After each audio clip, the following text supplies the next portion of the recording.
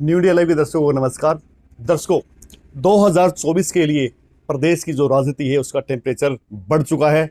कोई राजनीति की अपनी जो गोटियां फिट करने के लिए देश को नाप रहा है तो कोई प्रदेश को नाप रहा है।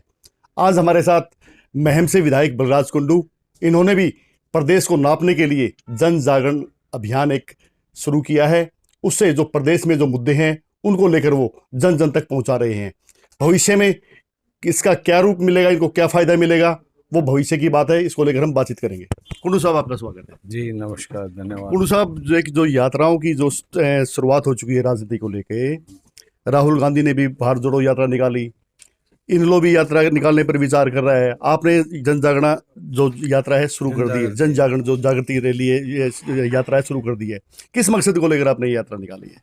ये मकसद प्रदेश की नीतियों की से जो आज प्रदेश में बुरा हाल हो चुका है प्रदेश का, हर वर्ग पीड़ित और परेशान है जी। युवाओं का सबसे ज़्यादा बुरा हाल है। आज युवा सीईटी क्वालिफाइंग को लेकर, पुलिस ज्वाइनिंग को लेकर, कौशल रोजगार निगम में ठेकेदारी प्रथा के खिलाफ आज प्रदेश में युवा आंदोलन कर रहे हैं, सड़कों में बैठे हैं। आज प्रदेश का कर्मचारी ओपीएस पेंशन जो उनका हक है उसको लेकर सड़कों में बैठे हैं। आज खिलाड़ी अपने खेल कोटा को लेकर सड़कों में बैठा हुआ है। आज सरपंच अपनी मांगों को लेकर सड़कों में बैठे हैं। आज प्रदेश का गरीब जो है अपने राशन कार्ड कटने की वजह से परेशान है। आज प्रदेश का बुजुर्ग अपनी पेंशन कटने को लेकर परेशान है। आज महंगाई, बिजली इतनी महंगी हो गई है, महंगाई चरम सीमा पहुंच गई है। लूट, भ्रष्टाचार अति हो चुकी है प्रदेश के अंदर जी। और आज हालात ये है कि हर वर्ग अपने आप को ठगा हुआ महसूस कर रहा है। कुंडू साहब, आप विधायक हो जी। आम जनता तो चक्कर काटती रही, आप विधायक हो, विधायक होते हुए आप सरकार के नजदीक भी रहे हो। आपने ये चीजें विधानसभा में क्यों नहीं उठाई? आप मेरा रिकॉर्ड देखो, मैं उठाता ही मैं हूँ। जी। आज मैं निकला इसलिए हूँ कि विधानसभा के अंदर बलराज कुंडू के अलावा कोई उसका साथ देने वाला नहीं, कोई बोलने वाला नहीं। वहाँ सत्ता पक्ष और विपक्ष जो है वो 20-20 मैच खेलता है, शेरो शायरी करता है। प्रदेश की बदहाली पे वहाँ पे विचार चर्चा नहीं होती। वहाँ आपसी एक दूसरे के ऊपर टिक्का टिप्पणी करने के लिए एक दूसरे को गलतियाँ निकालते हैं, एक दूसरे की पार्टियों की, एक दूसरे की सत्ता की जो है ना, वो ये खेल चलता है। प्रदेश के लोगों की चिंता नहीं होती। उसी व्यथा को, उसी पीड़ा को लेकर मैं आज लोगों के बीच में लोगों को जगाने आया हूँ। क्या हो रहा है आज प्रदेश के लोग? बदलाव चाहते हैं, वो तंग आ चुके हैं, विश्वास उठ चुका है इन राजनीतिक दलों की पार्टियों से, इन राजघरानों से जो पहले परदादा, दादा, बाप और अब खुद फिर अपनी औलाद की तैयारी कर रहे हैं। इस सिस्टम से तंग आ चुके हैं। अब जो है ना, प्रदेश के किसान, गरीब का बेटा जी, जो धरातल पे सारी समस्याओं को जानता हो, वो पढ़े लिखे युवा, ऊर्जावान और नई सोच वाले युवा को जो राजनीति में आना होगा। अब राजनीति में व्यवस्था परिवर्तन के लिए लड़ना होगा। आपने बात की विधानसभा की, आप सबसे ज्यादा बोलते हैं, लेकिन जब असली मौका आता है तो बलराज कुंडू विधानसभा से गायब भी रहता है।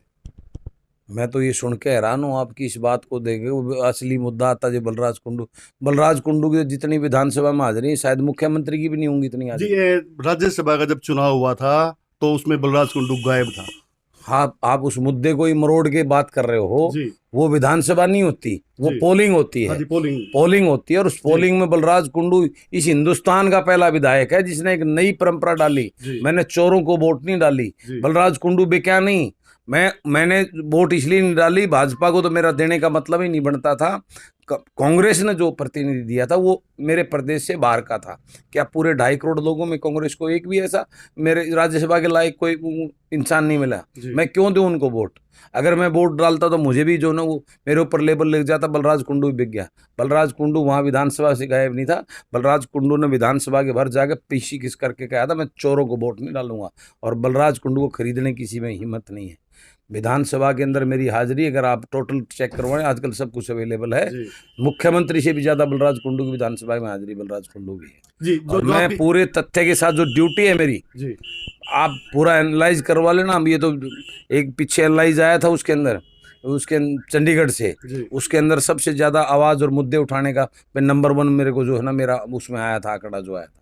तो आप ये बात कैसे बोल रहे हो विधानसभा के अंदर मैं बलराज कुंडू गायब रहता है असली मुद्दों में? मैं तो वो जो चोरों के लिए वोट पड़ती, उस चोरों को वोट नहीं डाली मैंने। पोलिंग में गायब थे। पोलिंग में गायब नहीं था। मैं बाहर जाके विधानसभा मैंने आप मीडिया के साथियों के सामने पीसी करके आया था, प्रेस कॉन्फ्रेंस बोल के आया था, मैं चोरों को नहीं दूंगा। बलराज कुंडू को मेरे आपने देखा वो मीडिया में चल रहा था, मेरे घर में तांता लगा हुआ था मेरे फ्लैट के ऊपर, सरकार के लोगों का और उनके लोगों का भी। लेकिन बलराज कुंडू ना झुका ना भिक्या, और मैंने वोट नहीं दी तो मैंने चोरों को वोट नहीं दी। जी सुनने में आ रहा है जो यात्रा कर रहे हैं आप, इसके पीछे एक बड़ी राजनीतिक आपकी मंशा है। ये तो बोलेंगे ही लोग ना जी, राजनीतिक मंशा की बात कर रहे हैं, मैं लोगों को जगा रहा हूँ, युवाओं को ले रहा हूँ, तो ये तो बोलेंगे ही। जी राजनीति ये तो लोगों का बोलना है, लेकिन इस बात से मैं परवाह नहीं करने वाला। मैं इस प्रदेश को जगाने और इस प्रदेश के युवाओं की चिंता करके निकला हूँ। इस प्रदेश के भविष्य युवाओं का जो अंधकार में है उसको लेकर जगाने निकला है। बलराज कुंडू इस बात से नहीं घबराता, कौन क्या कहता क्या सोचता है।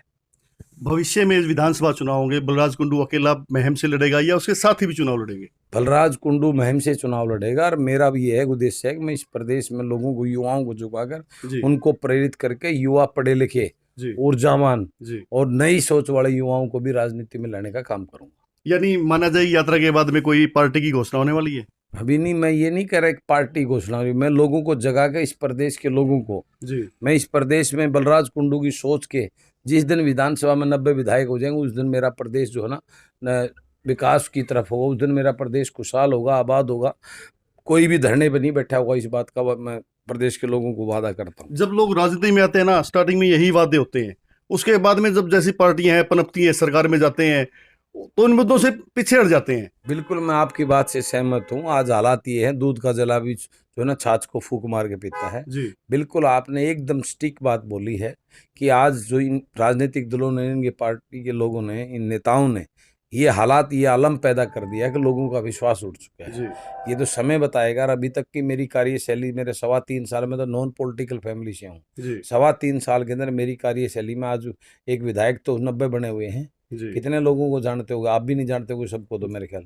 तो आज मीडिया के लोग हो, मीडिया के साथी हो, आप तो हर रोज उसमें रहते हो, शायद सबको आप भी नहीं जानते। तो आम जनता आज पूरे प्रदेश का बच्चा बलराज कुंडू को इसलिए जानता है कि बलराज कुंडू एक अलग क्लास, अलग सोच और अलग विजन के साथ में जनता का जनसेवक बन के काम कर रहा है। राजनेता बन के नहीं, मैं उनका बेटा और भाई बनकर जो है ना उनकी सेवा में लगा रहता हूँ, और वही अपनी ड्यूटी जो विधानसभा के अंदर जो एक जनप्रतिनिधि की ड्यूटी है उसको 100% निभाने का काम करता हूँ। जी, जो परिवर्तन है ना, कहने में बड़ा आसान शब्द है, परिवर्तन लाना है। इसमें बहुत आदमी को मेहनत करनी पड़ती है, उसके लिए बड़ी प्लानिंग तैयार करनी पड़ती है। तो उसकी बलराज कुंडू जी की क्या प्लानिंग है? देखिए, मेरा काम प्रयास करना है जी। मैं उम्मीद रखने वाला आशावादी इंसान हूँ। मैं कोई काम करता हूँ दृढ़ता से और पूरे संकल्प के साथ करता हूँ। रिजल्ट की परवाह नहीं करता, उसका रिजल्ट क्या आएगा।